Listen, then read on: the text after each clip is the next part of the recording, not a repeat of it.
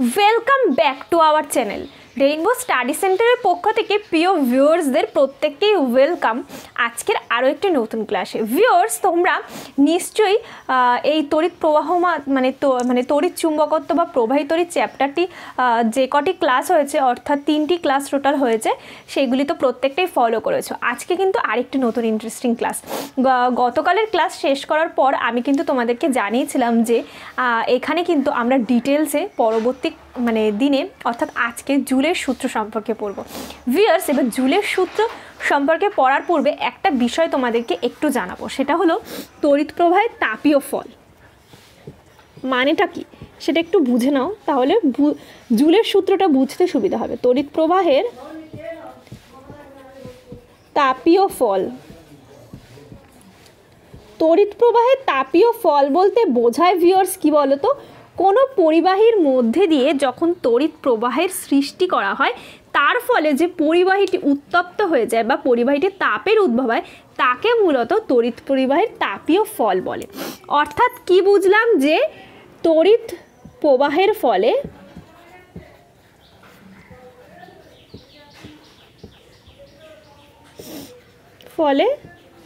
তাপের উদ্ভব হয়।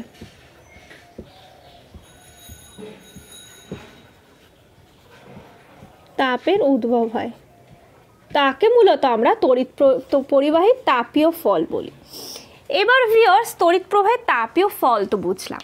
এই তড়িৎ পরিবাহের তাপীয় ফলের উপরে নির্ভর করে জেমস প্রেসকট জুল সূত্র আবিষ্কার করেন, যেটি মূলত জুলের সূত্র নামে পরিচিত। ভিউয়ার্স, তাহলে চলো সেটি সম্পর্কে একটু আলোচনা করে নেব আমরা ডিটেলস। আজকের টার্গেট বা গোল বলতে পারো জুলের সূত্র সম্পর্কে আজকে আমরা ডিটেলসে জানবো, তাই তো ভিউয়ার্স? তাহলে চলো সেটা একটু দেখে নিই। জুলের সূত্র,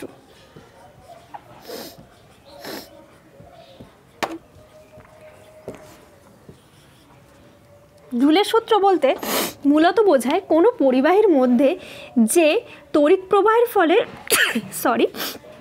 কোনো পরিবাহীর মধ্যে দিয়ে তড়িৎ প্রবাহের ফলে যে তাপের উদ্ভব হয় সেই তাপ ওই পরিবাহীর রোধের উপর, প্রবাহ মাত্রার উপর এবং সময়ের উপর নির্ভরশীল। তাহলে কি বললাম, কোনো পরিবাহীর মধ্যে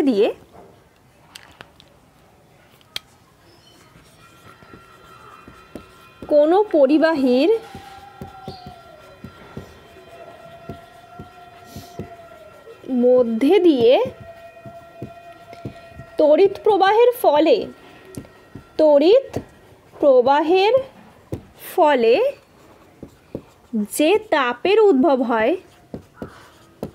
যে তাপের উদ্ভব হয় সেই তাপ ওই পরিবাহীর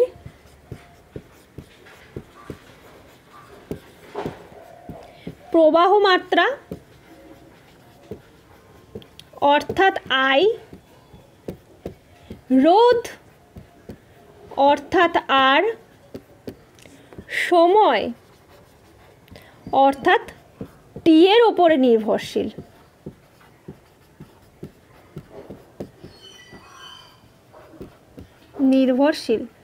তাহলে ভিউয়ার্স, জুলের সূত্র মূলত কি সেটা আমরা বুঝলাম। এবার প্রবাহ মাত্রা, রোধ আর সময়ের উপর কিভাবে নির্ভরশীল বা কিভাবে কাজ করে সেগুলো আমরা এক এক করে বুঝবো। দেখো ভিউয়ার্স, এই যে সূত্রগুলো আমরা পাবো একটা একটা করে, প্রত্যেকটাই কিন্তু ভীষণ গুরুত্বপূর্ণ এবং এক্সামের জন্য ভীষণ ইম্পর্টেন্ট। অবশ্যই যখন আমি ম্যাথ করাবো তখন তোমরা বুঝতে পারবে যে এই সূত্রগুলো কিভাবে প্রয়োগ করা হবে। সুতরাং বেসিক জিনিসটা জেনে নেওয়া কিন্তু খুব প্রয়োজনীয়, সেই কারণে কিন্তু এতটা ডিটেলস সহকারে তোমাদেরকে বোঝাচ্ছি। তাহলে চলো ভিউয়ার্স, সবার প্রথমে আমরা দেখব প্রবাহ মাত্রার উপরে কিভাবে নির্ভরশীল।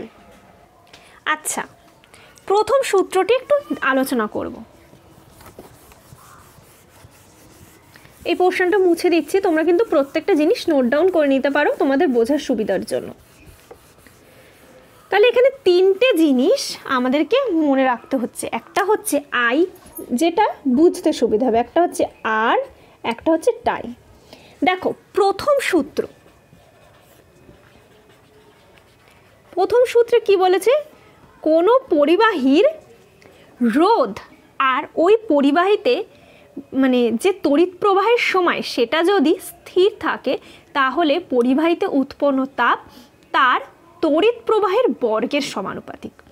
তাহলে প্রথম ক্রাইটেরিয়া কি, যে আর অর্থাৎ পরিবাহিত উৎপন্ন রোধ আর টাইম মানে পরিবাহিত উৎপন্ন যে তড়িৎ প্রবাহের সময় সেই দুটি কিন্তু স্থির থাকতে হবে। স্থির থাকলে কী হবে, ওই পরিবাহীর মধ্যে যে উৎপন্ন তাপ অর্থাৎ হিট, ওই পরিবাহীর মধ্যে যে তড়িৎ প্রবাহ মাত্রা তার বর্গের সমানুপাতিক। বেশ, আশা করি যেটা বললাম পুরোটাই এখানে তোমরা বুঝতে পারলে। এরপর আমরা চলে যাব দ্বিতীয় সূত্রে। ভিউয়ার্স, এখানে কিন্তু প্রত্যেকটা জিনিস আমি খুব ডিটেলসে বলছি কারণ প্রত্যেকটা জিনিস ভীষণভাবে গুরুত্বপূর্ণ।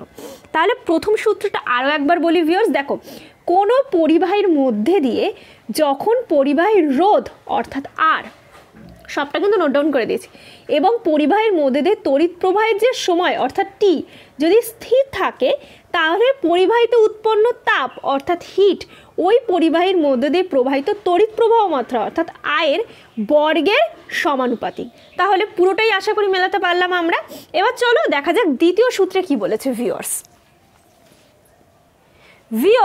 এরপর দ্বিতীয় সূত্র কি বলতো, পরিবাহীতে উৎপন্ন রোধ, পরিবাহিত উৎপন্ন রোধ আর সময় সে দুটো যদি স্থির থাকে সেটা তো আমরা প্রথম সূত্রে জেনে নিলাম।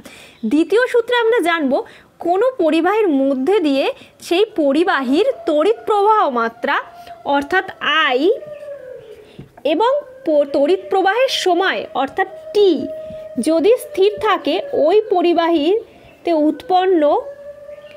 পরিবাহিত উৎপন্ন তাপ ওই পরিবাহীর রোধের সমানুপাতিক। বেশ, এখানে দ্বিতীয় সূত্রটি আশা করি বুঝতে পারলে।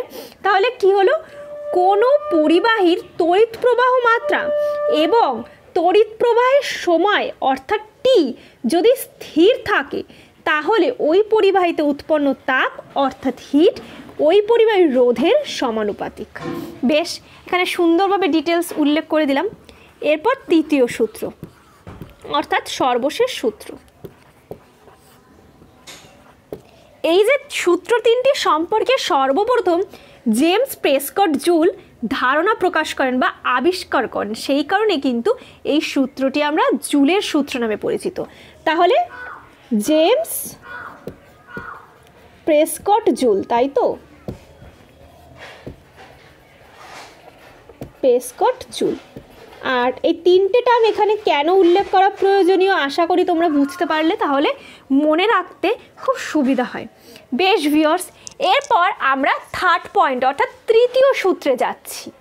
আচ্ছা ভিউয়ার্স, থার্ড নাম্বার পয়েন্টে কি বলতো, কোনো পরিবাহী রোধ আর তড়িৎ প্রবাহ মাত্রা যদি স্থির থাকে পরিবাহীতে উৎপন্ন যে তাপ সেটি তড়িৎ প্রবাহের সময়ের সমানুপাতিক।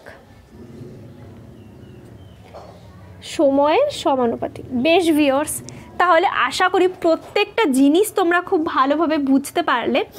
দেখো, থার্ড পয়েন্টটা আরেকবার বলে দিচ্ছি, কোনো পরিবাহীর রোধ অর্থাৎ আর এবং তড়িৎ প্রবাহের মাত্রা অর্থাৎ আই যদি স্থির থাকে তাহলে পরিবাহিত উৎপন্ন তাপ অর্থাৎ হিট তড়িৎ প্রবাহের যে সময় তার সমানুপাতিক। তাহলে এই তিনটে সূত্র আশা করি তোমরা বুঝতে পারলে, যেগুলি আমরা মূলত জুলের সূত্র নামে চিনতে পারি। ভিউয়ার্স, এরপর আমরা চলে যাব এই যে তাপের পরিবাহিতে যে উৎপন্ন তাপ হয় সেটি কি হিসাবে আমরা প্রকাশ করব। আচ্ছা ভিউয়ার্স, এরপর আমরা জানবো পরিবাহিতে উৎপন্ন তাপ। এটা কিন্তু ভীষণভাবে গুরুত্বপূর্ণ, এখান থেকেও বিভিন্ন ম্যাথস এসে থাকে। তাহলে চলো সেই বেসিকটা কোথা থেকে আসছে আমি তোমাদেরকে সবটাই ডিটেলস আলোচনা করে দেব।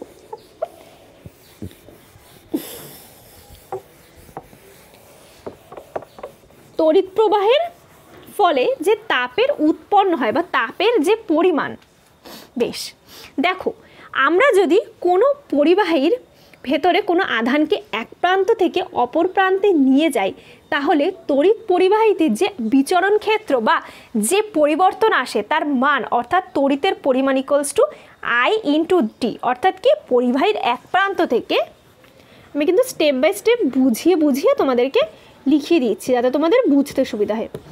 পরিবাহীর এক প্রান্ত থেকে অপর প্রান্তে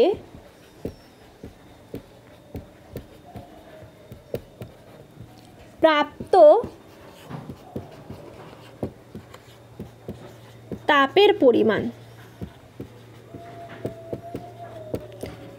তাই তো ভিউয়ার্স দেখো অপর প্রান্তে প্রাপ্ত তাপের পরিমাণ বা তড়িৎ, তড়িৎ অর্থাৎ কিউ, তাপের জায়গায় তড়িৎ লিখলে বেশি অ্যাপ্রোপ্রিয়েট হবে। তড়িতের পরিমাণ Q equals to I into টি।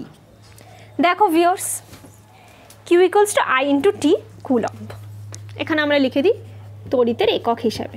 বেশ, এরপর ভিউয়ার্স কি হবে বলো তো, ধরি এই কিউ কুলম্ব আধানকে আমরা বি অর্থাৎ ভি বিভব প্রভেদ মানে ভি ভোল্ট বিভব প্রভেদ অতিক্রম করতে গেলে যে পরিমাণ কার্য করতে হবে তার পরিমাপ থেকেই কিন্তু আমরা সমস্তটাই পেয়ে যাব। তাহলে কি পেলাম, কিউ কুলম্ব আধানকে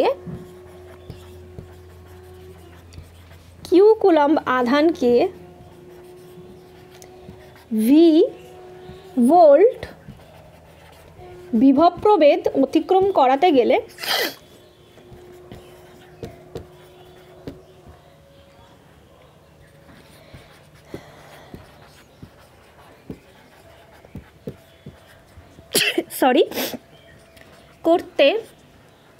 অতিক্রম করতে প্রাপ্ত কার্যের পরিমাণ W equals to Q into T. এবার ভিউয়ার্স দেখো W equals to Q into T লেখার থেকে বরং এটা ভালো হবে কি বলো তো ভিউয়ার্স, দেখো যেহেতু কার্য করা হচ্ছে সুতরাং কোন পরিমাণ আধানকে কতটা বিভব প্রভেদ অতিক্রম করতে হচ্ছে সেটা আমরা লিখব ভি ইন্টু কিউ।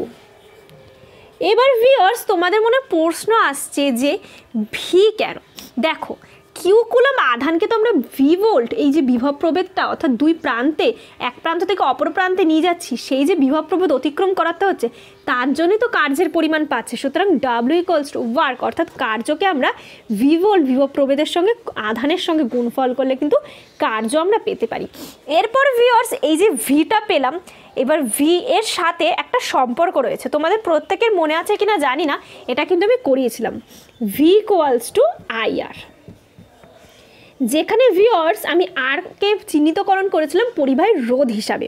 যারা বিগত ক্লাস করেছো তারা প্রত্যেকেই জানবে এখানে কিন্তু প্রত্যেকটা জিনিস একটার সঙ্গে একটা লিঙ্ক আপ করা, সুতরাং ভালো করে না বুঝলে কিন্তু সমস্যা হতে পারে। তাহলে ভি এর জায়গায় এই যে ভি ইকুয়ালস টু আই আরকে যদি আমরা পুট করে দিই দেখো কি দাঁড়ায় আই আর, আর এখানে কিউ এর মানকে যদি আমরা এই তড়িতের পরিমাণের সঙ্গে ডিনোট করে দিই আই ইন্টু টি, তাহলে আমরা কি পেলাম দেখো তো ভিউয়ার্স, আই স্কোয়ার আর টি। তাহলে ভিউয়ার্স আমরা কার্যের পরিমাণ কিন্তু পেয়ে গেলাম। সুতরাং এই যে ডাব্লিউ ইকুয়ালস টু অর্থাৎ ওয়ার্ক ইকুয়ালস টু তড়িৎ প্রবাহের বর্গ ইন্টু তার পরিবাহীর রোধ ইন্টু তড়িৎ পরিবাহীতে তড়িতের পরিমাণের যে সময় বা ফ্লোয়ের যে সময় তার গুণফলের সমান। সুতরাং এই যে ওয়ার্কটা কিভাবে আসলো সেটা আশা করি পুরো ডিটেলস তোমাদেরকে আমি বোঝাতে পারলাম। সুতরাং এখান থেকে যখনই ম্যাথ আসবে তোমরা যদি সূত্রটা ভুলেও যাও আশা করি তোমরা বেসিক থেকে জেনে নিতে পারবে, তাহলে আশা করি খুব ভালোভাবে তোমরা বিষয়টি আয়ত্ত করতে পারলে। আচ্ছা ভিউয়ার্স এখানে দেখো এই জিনিসটাকে যদি আমরা এভাবে প্রকাশ করি সুতরাং তাপের পরিমাণ কিন্তু আমরা খুব সহজেই পেতে পারি। আবার এর সঙ্গে হিটের কি সম্পর্ক সেটা চলো একটু দেখে নিই। আচ্ছা ভিউয়ার্স দেখো এর সঙ্গে হিটের কি সম্পর্ক, তাহলে হিট এখানে বাদিকে একটু লিখে দিচ্ছি ডাব্লু বাই জে, ডাব্লুর জায়গায় যদি আমরা এখানে I square R T put করে দিই বাই জে, তাহলে ভিউয়ার্স এখানে কিন্তু হিটের সঙ্গে একটা সম্পর্ক রয়েছে। আচ্ছা ভিউয়ার্স, আজকের ক্লাসটি আশা করি তোমাদের কাছে ইন্টারেস্টিং মনে হয়েছে। ভিডিওটি ভালো লাগলে লাইক করে দিও, আর কমেন্ট সেকশনে তোমাদের রিভিউ জানাতে কিন্তু একদম ভুলবে না, তাহলে আমি বুঝতে পারবো। ভিউয়ার্স, পরবর্তী দিনে কিন্তু আরও ইম্পর্টেন্ট টপিক আসতে চলেছে, তার জন্য কিন্তু অবশ্যই চ্যানেলটিকে ফলো আপ করতে হবে। ভিউয়ার্স, আশা করব আজকে যে আমি ডিটেলস তথ্যগুলো করলাম, যেগুলো ম্যাথসের জন্য, যে ম্যাথগুলো এখান থেকে আসবে সেখানের জন্য ভীষণভাবে গুরুত্বপূর্ণ। সুতরাং বেসিক জিনিসগুলো তোমরা আজকে জেনে নিলে, বুঝে নিলে, যখন আমরা ম্যাথস করব তখন কিন্তু দেখবে সব কিছু খুব ইজি বলে মনে হবে, এবং তখন কিন্তু আমি এই আজকের দিনটার কথা অবশ্যই তোমাদের সকলকে মনে করিয়ে দেবো যে আজকে কিন্তু আমি খুব ভালোভাবে বুঝিয়েছিলাম তোমাদেরকে। যাই হোক, যদি তার সত্ত্বেও কোনো পোর্শন যদি অসুবিধা থাকে বুঝতে, আমাকে জানিয়ে দিও। বাই ভিউয়ার্স, তোমরা প্রত্যেকেই খুব ভালো থেকো, আর বোর্ড থেকে কিন্তু বিভিন্ন বিষয়গুলোকে নোট ডাউন করতে একদমই ভুলবে না।